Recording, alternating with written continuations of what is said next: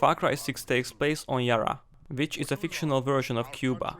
In 1967, the place was under rule of a dictator, who was Anton Castillo's father. When Anton was 13, his father was executed in front of him, which might have traumatized him a bit, judging by his actions. Call me Señor Presidente! In 2014, he gets elected as the president, and he has very ambitious plans to rebuild Yara, with the world's most effective cancer treatment, called Viviro. The treatment's name comes from the word vivir, which means to live. Fitting name, to be honest. Unfortunately, this whole idea is based on slavery, so the main story is about destroying every piece of this corrupt system, using the main protagonist, Dani. She was born and raised in Yara, planning to escape this hellhole with her friends when armed forces are starting to slaughter citizens. Her friends are Lita and Alejo. He wasn't the sharpest knife in the drawer. Carefully, they sneak around the patrols until they reach the refugee boat. The boat is heading to Mexico, and its name is San Judas, which refers to the holy defender of desperate cases. Desperate cases like this one, because Anton is stopping the boat to get his son back. His son Diego tried to escape and blended in like a pro. Look at this Assassin's Creed shit. Anyway, they sink the ship with gunfire, but somehow Dani and Lita ends up on the same shore. Lita is seriously wounded and slowly fading away, and her last words are... My phone. And Fuck. Julio.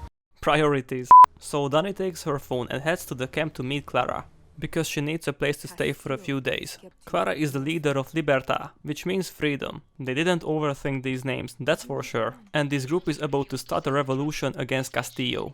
In exchange for shelter, Libertad needs help with a couple of missions that require Dani's military experience. And we also get to know Juan and Brandon Schaab. Juan is like a messed up father who wants to turn Dani into a real guerrilla. I got more fucking exes than your porn search history. Well, wanna bet? The other guy has a grudge on Dani because of Lita. At least his grief ends fast. After eliminating a few boats, Dani is free to live with this Beautiful piece of shit. Exactly. But as expected, she stays to free Yara. From this point, the game resembles Far Cry 5.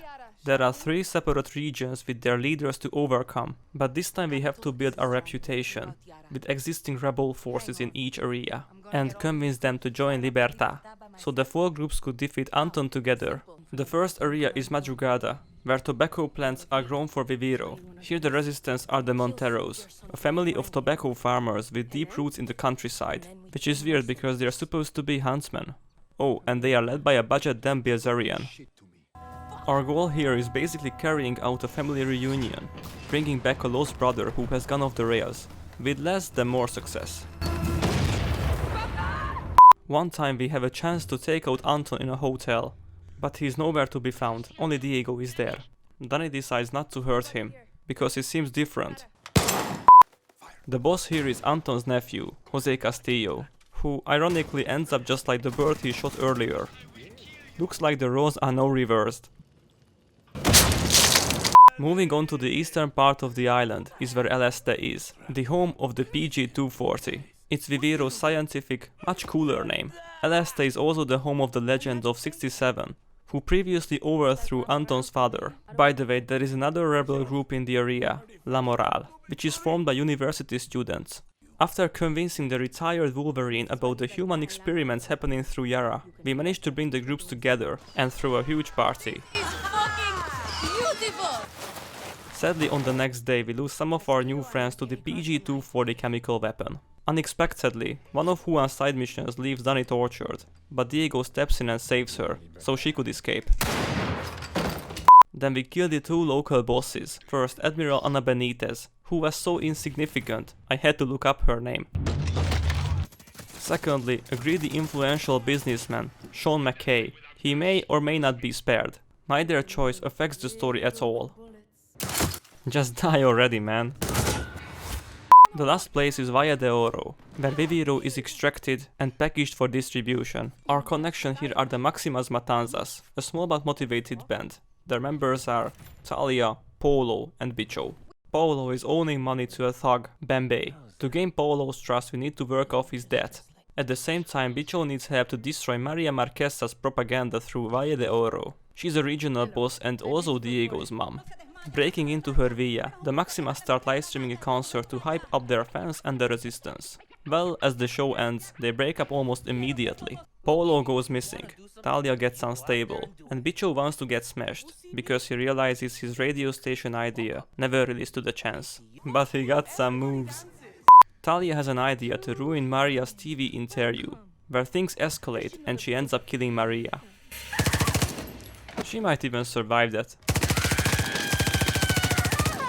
Okay, not anymore. To save the group we need to find Polo ASAP, but Dani gets ambushed by El Doctor. He's a sadistic idiot who puts a device inside Dani, pumping PG-240 into her bloodstream. She cuts herself up and somehow survives the poisoning. While Bicho has a mental breakdown and wants to kill Bembe because he sold Paolo out. Then, after a couple of insults, he wants to end his life. Thankfully, Dani could convince him not to do any harmful things. And from now, his name is Paz. Two things must be done. Finish El Doctor's right hand, Serio. Okay, then we can hit on El Doctor too. Well, it was fast. We finally reunited all the rebel forces under Libertà. But Anton is like, not so fast, I'm kidnapping your leader now. So with Juan's assistance, Dani goes to Anton's mansion to free Clara. While confronting Anton, he tells his story. He has been suffering from acute leukemia for 13 years, and Viviro stopped working for the last 6 months. This information explains why his health worsened so much through the game. Concurrently, Juan is trying to cover Dani, but he is unable to get a clear shot on Anton, so he tries to kill Diego instead. Dani pushes Diego away to save his life, but Anton kills Clara and gets away. Messed it up good and proper. Dani takes Clara's place as the leader of Libertà, and tries to give the most motivational speech ever. Shit, you're really bad at this. Yeah. Wow. And the Battle of Esperanza has begun, just like we wanted it in the beginning. Fighting through the streets alongside with our friends, we make our way to Anton's skyscraper. I'll see you at the top, guerrilla. Put him in the ground, amiga. Dani goes straight up and faces Anton for the last time. Anton hugs Diego and asks Dani to protect his son. Dani agrees, but Anton shoots Diego, then slits his own throat. He never wanted his son to suffer the same fate as he did. Diego slowly passes away, and Dani is rejecting to be the leader of Yara, letting the rebels take control. After burying Clara, Dani and Juan decides to eliminate the remaining Castillo forces. And that's basically the end of Far Cry 6. Once a guerrilla. Always a guerrilla.